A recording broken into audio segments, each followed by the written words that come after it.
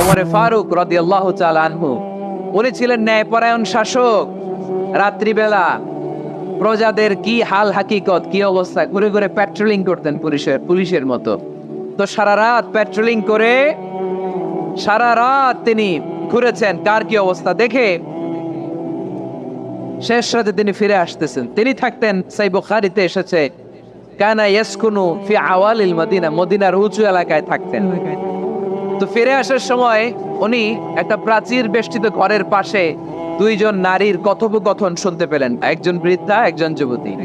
উনি কান লাগিয়ে শুনতে পাচ্ছেন। বৃদ্ধা মা, ওমর ফারুক কাউকে দেখতে পাচ্ছেন না, শুনতে পাচ্ছেন। বৃদ্ধা মা তার যুবতী মেয়েকে বলে, এই তাড়াতাড়ি ওটের দুধ দহন করে ওটের দুধের সাথে পানি মিশাও, তাইলে কালকে বাজারে মদিনায় বেশি দামে বিক্রি করা যাবে, লাভ হবে অনেক। বৃদ্ধা মহিলা এটা বললেন।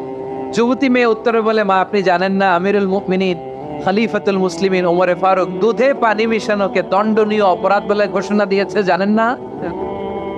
এবার বৃদ্ধা মহিলা বলে, আরে পাগলি, এই ভোর রাতে আমিরুল মুমিনিন ওমরে ফারুক আসবে কোত্থেকে? উনি আসবে কোত্থেকে? ওনার পাইক পেয়াদা সিকিউরিটি আসবে কোত্থেকে? কেউ দেখবে না। আরে কেউ দেখবে না, তাড়াতাড়ি দুধের সাথে পানি মেশাও। এই কথা যখন মা বলেছে, যুবতী মেয়েটা চমৎকার একটা উত্তর দিয়েছে।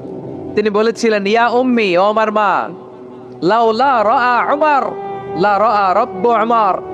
ও আমার প্রিয়তমা মা, আপনি ঠিকই বলেছেন, গভীর রাতে ওটের দুধে পানি মিশালে ওমর দেখবে না, কিন্তু মা খেয়াল রাখবেন, ওমর যদি নাও দেখে, ওমরের রব কিন্তু দেখে। চিল্লায় বলেন ঠিক কিনা?